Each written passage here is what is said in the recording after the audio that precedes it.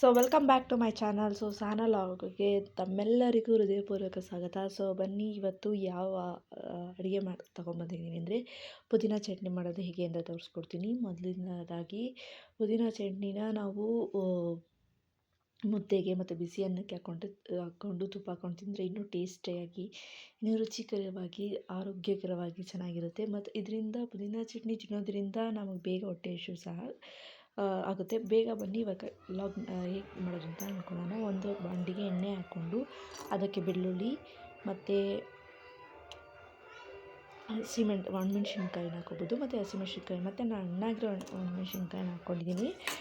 ನೀವಿದ್ದರೆ ಅದನ್ನು ಹಾಕ್ಕೋಬೋದು. ಸೊ ಯಾವ್ದು ಹಾಕ್ಕೊಂಡ್ರೂ ಚೆನ್ನಾಗಿ ಆಗುತ್ತೆ. ಅದನ್ನ ಲೈಟಾಗಿ ಫ್ರೈ ಮಾಡ್ಕೊಳ್ಳಿ. ಅದಾದಮೇಲೆ ಪುದೀನ ಸೊಪ್ಪನ್ನ ತೊಗೊಳ್ಳಿ. ಪುದೀನ ಸೊಪ್ಪನ್ನ ತೊಗೊಂಡು ನೀಟಾಗಿ ಕಟ್ ಮಾಡಿ ತೊಳ್ಕೊಳ್ಳಿ. ತೊಳ್ಕೊಂಡಾದಾದಮೇಲೆ ನಾನು ತೊಳೆದಿದ್ದೀನಿ, ಅದನ್ನು ನೀಟಾಗಿ ಹಾಕ್ಕೊಂಡು ನೀಟಾಗಿ ಫ್ರೈ ಮಾಡ್ಕೊಳ್ಬೇಕು. ನೀಟಾಗಿ ಫ್ರೈ ಮಾಡಬೇಕು.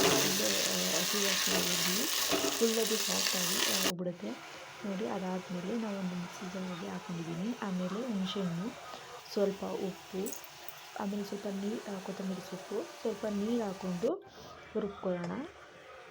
ಸ್ವಲ್ಪ ನೀರು ಹಾಕ್ಬಿಟ್ಟು ರುಬ್ಬಿ ಇಡೋಣ. ಆಮೇಲೆ ತಿರ್ಗಿ ಅದೇ ಬಾಣಲಿಗೆ ಎಣ್ಣೆ ವೇಸ್ಟ್ ಮಾಡಿಬಿಟ್ಟು ಎಣ್ಣೆ ಹಾಕ್ಕೊಂಡು ಮತ್ತು ಕರಿಬೇವು, ಸಾಸಿವೆ, ಮೆಣಸಿನ್ಕಾಯಿ ಹಾಕಿಬಿಡಿ. ಮತ್ತು ರುಬ್ಬಿರೋಂಥದ್ದು ಇರುತ್ತೆ.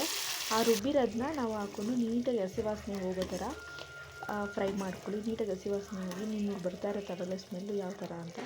ಸೊ ಪ್ಲೀಸ್ ನೀವು ಒಂದ್ಸತಿ ಟ್ರೈ ಮಾಡಿ, ತುಂಬ ಚೆನ್ನಾಗಿ ಬರುತ್ತೆ. Please subscribe.